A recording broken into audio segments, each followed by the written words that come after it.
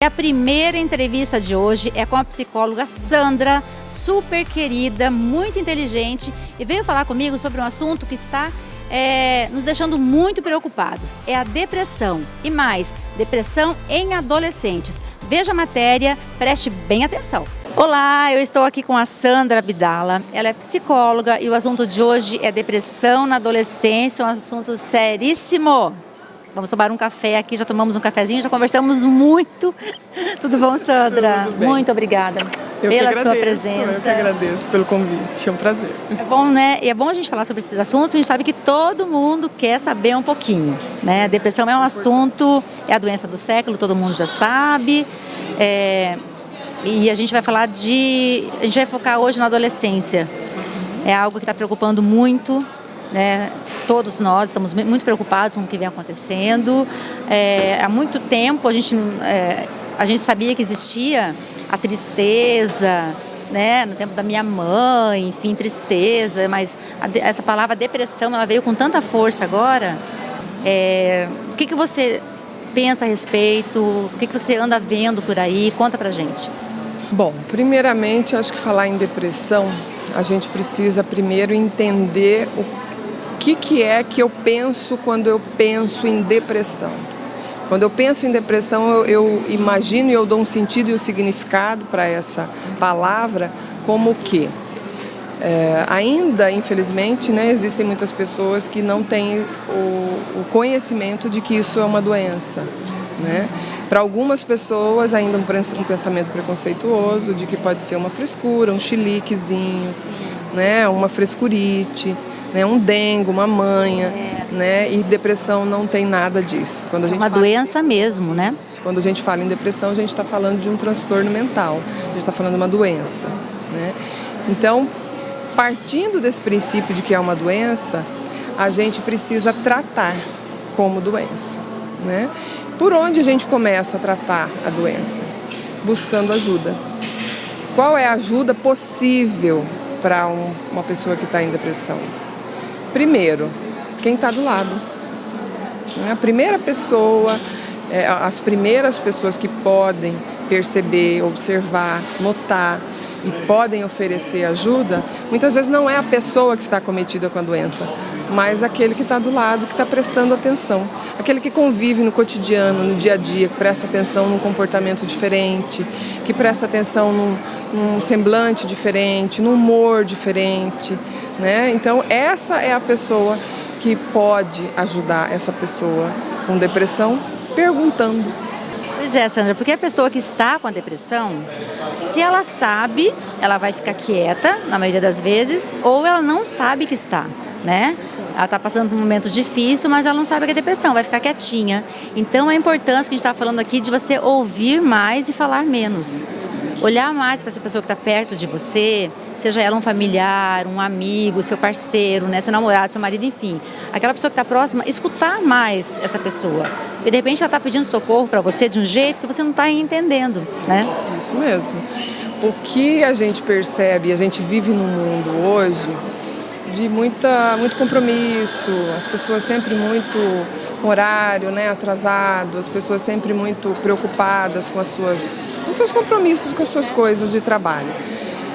E prestar atenção nas pessoas não é um costume, não é um hábito, né, que as pessoas têm.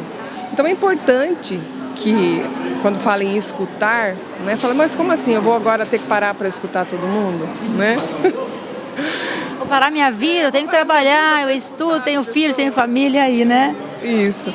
Não necessariamente você vai parar a sua vida, mas é importante a gente ter esse entendimento que a gente precisa prestar atenção nas pessoas, né? Porque quando a gente deixa de prestar atenção nas pessoas, a gente não vai entender os sinais que as pessoas estão dando, né, de que alguma coisa está errado. Isso não precisa ser com o seu amigo, com o seu colega de trabalho. Você não vai prestar atenção de que o seu filho, de que o seu marido, de que a sua esposa, né, de que a sua mãe está passando por uma situação complicada, porque você não vai ver, você não está prestando atenção.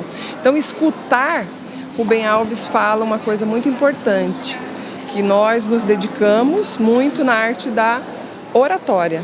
A gente se preocupa em falar bem. mas a gente se preocupa muito pouco com a arte da escutatória. A gente sempre quer dizer para o outro ou para o adolescente o que ele tem que fazer, né? E quem está vivendo um momento difícil de depressão ou que tem uma ideação suicida, ela não quer que você diga para ela o que ela tem que fazer. Ela quer que você escute. Tem para dizer para você? Ela precisa falar da dor. Ela não quer uma receita que você diga para ela, olha, você faz isso ou você faz aquilo que você vai ficar bem. A sua receita pode também não ser útil para ela, mas a sua postura, a sua presença, né, o seu ouvido, né, isso sim é importante. Então ela precisa saber que ela tem uma pessoa que apoia de alguma forma, não que concorde com ela, mas que apoie, que ofereça esse tipo de ajuda.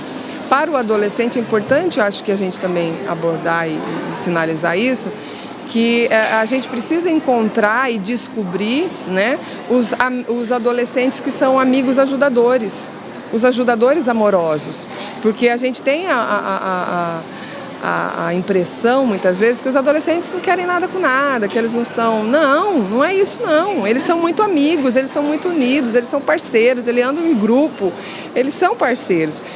E a grande maioria está disposta a ajudar.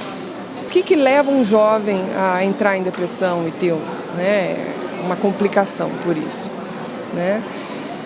A gente vive num mundo, né, Gisele, complexo, uma sociedade muito exigente, né, um momento em que a gente exige muito, né, do jovem, não sei se é muito, mas assim, a gente está exigindo deles uma perfeição.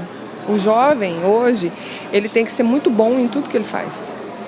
Ele tem que ser bom na escola, ele tem que ser aluno exemplar, ele tem que sair muito bem no Enem, né, para ele ter uma profissão em que ele tem que ser muito bem remunerado e que ele tem que ser o melhor. Então, assim, a gente exige desse jovem hoje muito mais do que a gente exigia antigamente.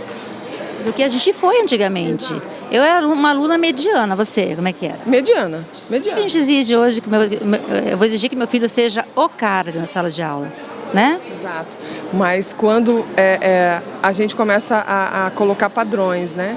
Que o padrão de pessoas bem-sucedidas são essas pessoas. Sandra, para encerrar, então deixa um recado aí, vai.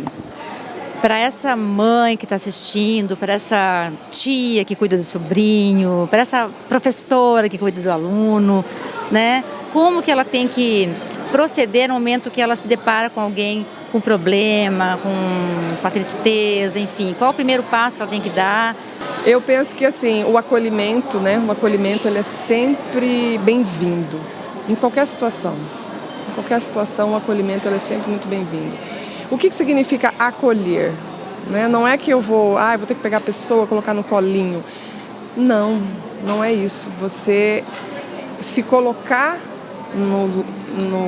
junto com a pessoa, mas na postura daquele que se interessa pela pessoa e pelo que ela tem a dizer, por escutar, por procurar entender, se interessar por entender o que se passa, sem julgar, sem dizer se é feio ou bonito, sem dizer que ela está certa ou que ela está errada, sem dar conselho do que ela tem que fazer, porque nem sempre o que você acha que ela tem que fazer é o que ela quer fazer, ou vai servir para ela, né? Mas o fato de você entender isso e você se colocar assim, né? Seja para o seu filho, seja para o seu amigo, seja para um ente querido seu, todos nós gostamos de ser acolhidos e de ser escutados. A gente gosta, né, de receber esse carinho. É claro que não é tão simples, né, dessa forma. A gente está falando de um assunto muito complexo, né, e grave, mas para começar, a gente precisa primeiro aprender a prestar atenção nas pessoas, a gente precisa aprender a ouvir as pessoas e a gente precisa aprender a acolher as pessoas. Para daí, então, a gente ver como é que é procurar uma ajuda, né? Seja do psiquiatra, do psicólogo, que caminham juntos nisso. Colo. Isso, até para dar colo. Sandra, muito obrigada por sua participação aqui. Adorei entrevistar você, foi muito bacana mesmo. Que bom, eu também adorei. Obrigada, viu, pelo convite.